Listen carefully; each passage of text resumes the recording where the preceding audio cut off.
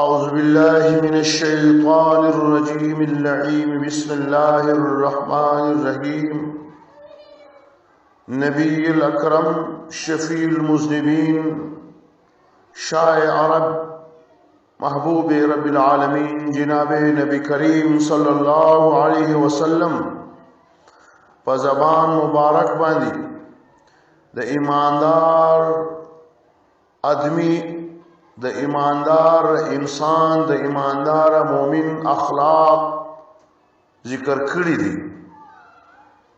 امید لرم چې تاسو به اول خپل ځان شیم چې باید چې په خپل ځان کې دغه اخلاق موږ عملي کو. نبی کریم صلی الله علیه وسلم ارشاد مبارک دی چې دیندار سړی په دینداری معامله کې په خبرو کې ډېر سخت وي اور کم وخت چې د خلکو سره معامله کوي نو د نرمۍ برتاو کوي اور د نرمۍ سره سره هوښیار هم وي. مومن مسلمان د خدای د وحدانیت باندې ایمان راوړي اور بیا د الله پر ذات یقین هم وي. علم حاصل کولو کې مومن مسلمان حریص وي اور د مومن مسلمان سره که څوک دشمني وکړي نو بیا د مهربان دشمن وي. که چیرې دته علم وي د علم سره سره حلم هم ورسره تحمل اور برداشت هم لري. کچیری دولتمندی مومن مسلمان نو بیا په خرج کېدو کې میانه روي اختیار ای. کچیری فاقه وی غربت مسکینی وی نو بیا مومن انسان صبر کوي. مومن د لالچ سلیری وی مومن د حلال روزی په تلاش کې وی. د نیکی کار په ډېر غټ استقلال مضبوطی سره کوي. د ہدایت خبری حاصل کولو د پاره هر وخت بیدار اور چست اور چالاک وي. نفسانی جذبات په دباو کې دی نه راځي، یعنی نفسانی جذبات په دباو کې دی راسي دی نه راځي. پر مصیبت زدو باندې مومن ډیر مهربان وي اور کچیری او انسان د سره کینه لري بغض ساتي دی پر هغه باندې ظلم نه کوي.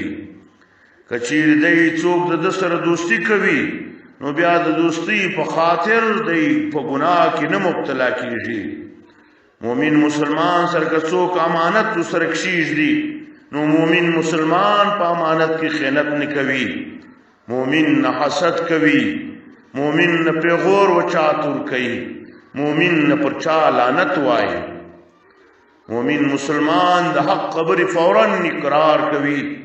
قسم څوک د په حق کې گواهی نه کوي ور. مومن مسلمان خلق په بدو نمو نه بولی، لمونځ په عجز اور پر انکساری سره ادا کوي. کم وخت پر مومن یو مصیبتونه راسي نو دی ژر در ژره د هغه څخه د نجات پیدا کېدو کې کوشش کوي. کم شی چې الله پاک و مومن مسلمان ته ورکړی وي دی پر هغه باندې شکر گزار وي. کم شی چې د ده سره نه وي یا د ده نه وي د هغه دعوه نه کوي.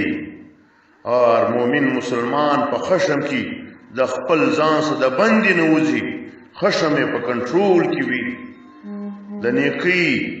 د نیکی په کارو کې مومن مسلمان سخی وي اور بخل نه کوي.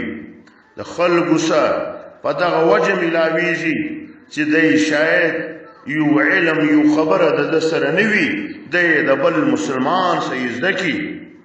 د خلکو سره گفتگو په دا وجه کوي چې حق خبره د ده په سمجھ کې راسي اور که څوک دی تکلیف ورسوي دی تنګوي مومن مسلمان پر هغه تکلیف باندې صبر کوي در دې حاله پوری چې د الله سره ملاو شي یعنی د دنیا څخه ولاړ سي. رواه حکیم دا حدیث راوړی دی. نو الله پاک دی مړو تاسو ته د نبی کریم صلی الله علیه وسلم د مؤمن چې کوم اخلاق ذکر کړي ول ما مختصرا درته ذکر کړل چې دینداری کې سخت وي، دنیاوی معاملات کې نرم وي، د الله پر ذات باندې یقین وي، د علم حریص وي، د چا سره دشمنی هم کوي په دشمنی کې مهربان وي، علم لري، د علم سره حلم هم لري، دولت کمند مومن په خرج کولو کې میانه روي کوي اور په فاقه کې صبر کوي، لالچ نه کوي، د حلال روزی تلاش کوي، په نیکی کار کې استقلال لري اور د هدایت خبرو کې بیدار چست اور چالاک وي، نفساتی جذبات په دباو کې نه راځي، پر مصیبت زده و باندې ډېر مهربان وي، د چا سره کینه نه لري اور څوک چې د مؤمن سره کینه لري دی پر هغه سره ظلم نه کوي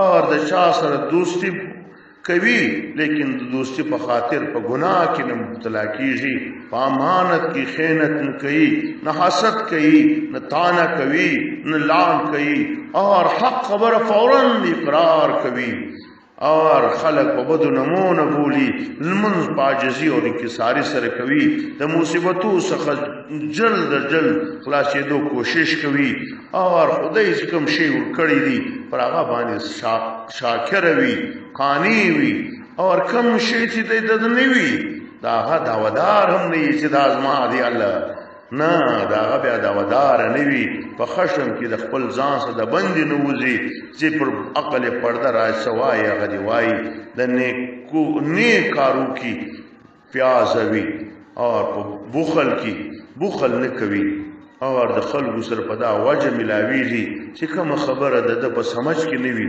پوه سي ځان په پوه کې د خلکو سره گفتگو په دې وجه کوي چې کوم حق خبره وي د په سمجھ کې راسي اور که څوک دې تکلیف ورسوي دې صبر کوي در دې حاله پوری چې دا الله سره ملاو شي. الله دې پر دې موږ ټوله په صحیح معنا مؤمنان جوړ کړي. واخر دعوانا الحمد لله رب العالمین.